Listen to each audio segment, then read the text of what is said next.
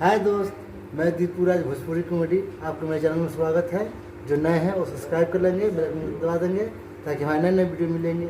आज हम आए हैं द विवा सैलून में फिश लव फिश मैनीक्योर हम लोग जा रहे हैं करने के लिए।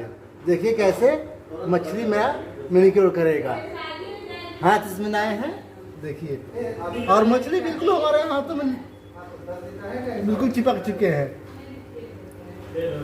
जितने भी डेड स्किन है वो खा रहे हैं।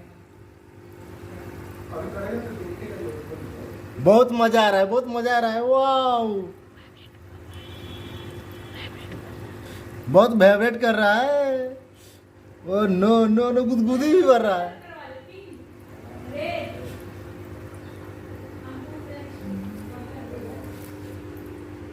वाह, बहुत मजा आ रहा है, बहुत मजा आ रहा है।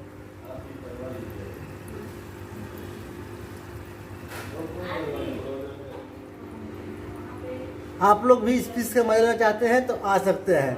द विवा सैलून में आपको स्वागत है। Thank you. फिर मिलेंगे नए वीडियो के साथ।